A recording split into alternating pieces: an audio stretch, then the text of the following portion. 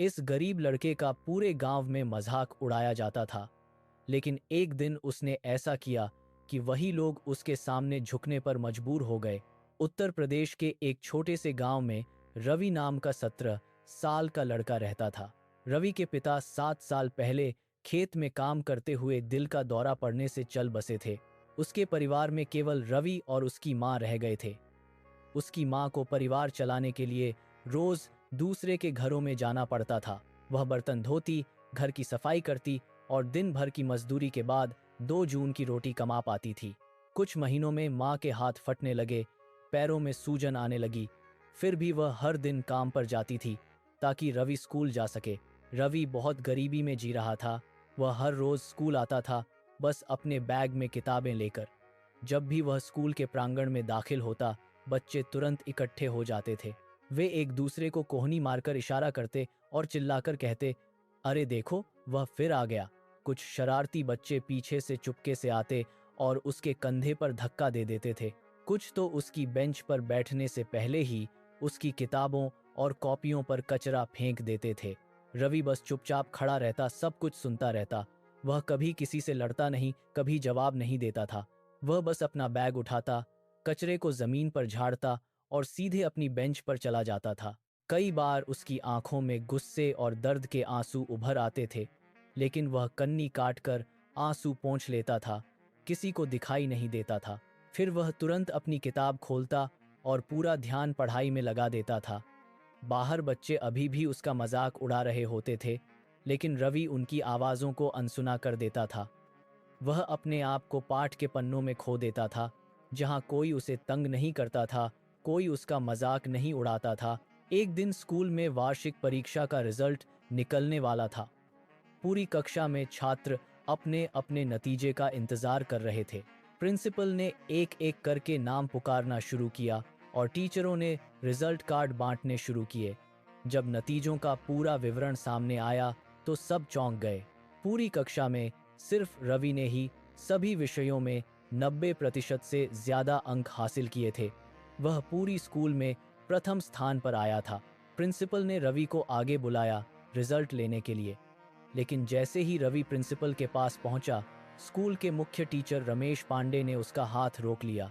उन्होंने पूरी कक्षा और बाहर खड़े अन्य टीचरों के सामने रवि को डांटते हुए कहा, तुम जैसे गरीब लोग पढ़ लिख कर क्या कर लोगे?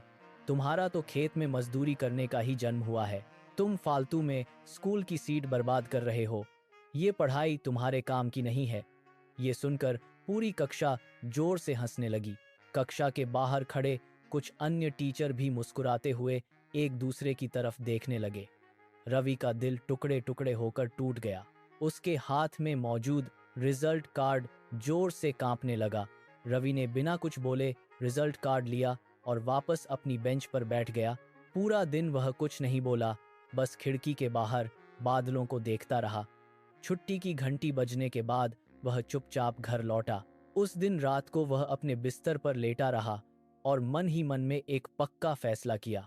उसने सोचा कि अब मैं अपनी हालत खुद बदलूंगा।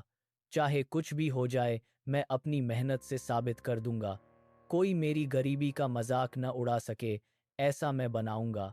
उस दिन के बाद से रवि की दिनचर्या पूरी तरह से बदल गई। वह हर रोज सुबह 4 बजे उठ जाता था।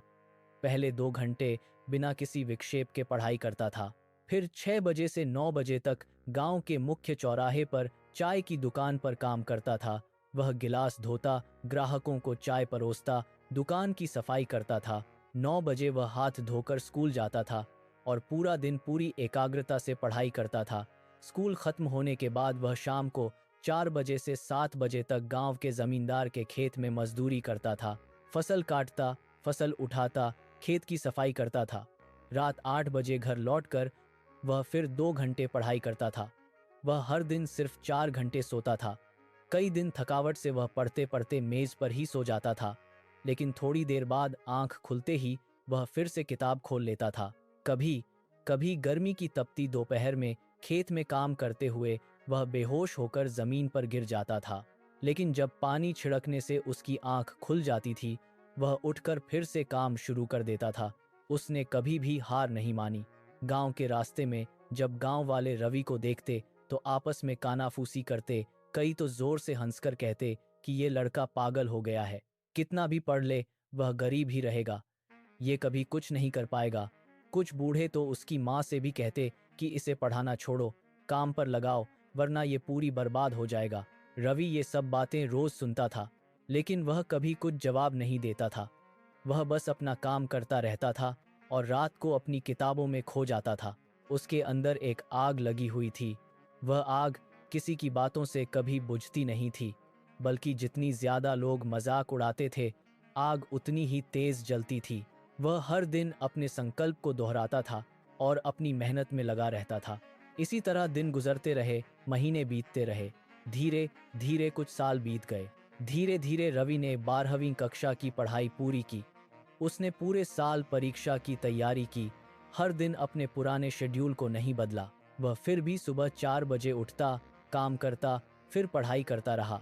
जब उसने आईआईटी की प्रवेश परीक्षा के लिए फॉर्म भरा, गांव वालों ने फिर से मजाक उड़ाना शुरू कर दिया। कई लोग कहते कि इतनी बड़ी परीक्षा में यह कैसे पास होगा, ये तो बस सपने देख रहा है। किसी गरीब का बच्चा कभी आईआईटी में नहीं जाता, ये बेकार का पैसा बर्बाद कर रहा है। रवि ने फिर से कुछ नहीं कहा।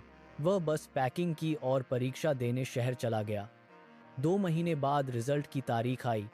रवि ने साइबर कैफे जाकर रिजल्ट खोला। उसके नाम के सामने जो रैंक लिखा था, उसने देखा तो उसकी सांसें थम गई। उसने पूरे देश में टॉप 100 रैंक हासिल कर ली थी। ये खबर गांव में पहुंची तो पूरा गांव हैरान रह गया। किसी को यकीन नहीं हो रहा था कि वही रवि, जिसका वो हर दिन मजाक उड़ाते थे, इतना बड़ा मुकाम हासिल कर लेगा। रवि ने गांव को अलविदा कहने की तैयारी शुरू की। वह इंजीनियरिंग की पढ़ाई के लिए शहर जाने वाला था। गांव वालों ने सुना कि रवि पढ़ाई के लिए शहर जा रहा है तो फिर से आपस में कानाफूसी करने लगे। कई लोग तो यहाँ तक कहने लगे कि ये लड़का अब शहर में कहीं खो जाएगा, वापस कभी नहीं आएगा। कुछ संदेही लोग तो ये तक कहते कि पैसे की तंगी में ये कुछ गलत काम करने लगेगा, एक दिन पुलिस इसे पकड़कर वापस लाएगी। पर उन्हें क्या पता था कि असली कहानी तो अब शुरू होने वाली थी।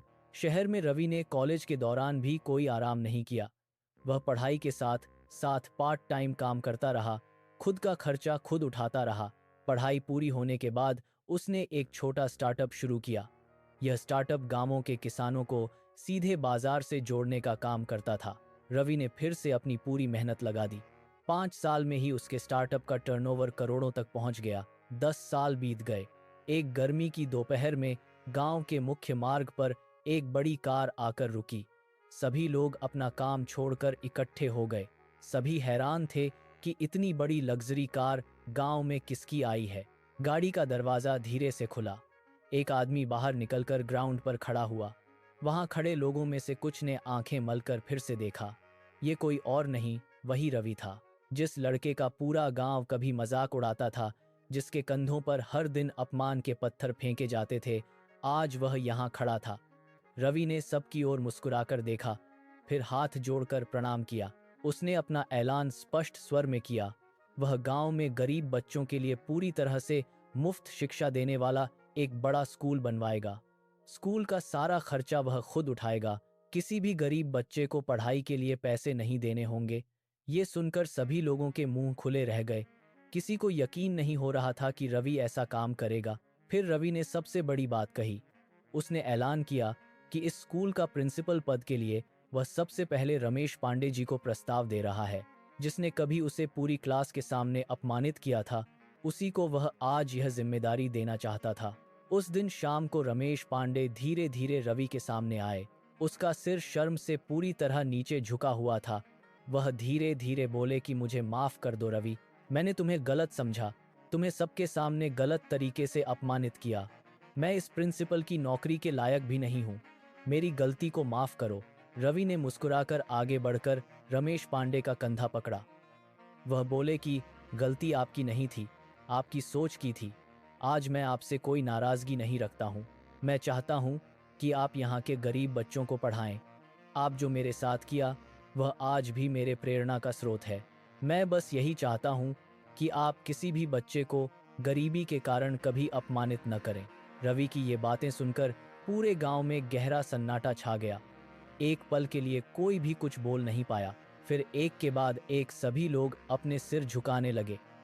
जिन लोगों ने कभी रवि का मजाक उड़ाया था, जिन्होंने उसके काम पर संदेह किया था, आज वे सब रवि के इस काम की तारीफ में खो गए थे।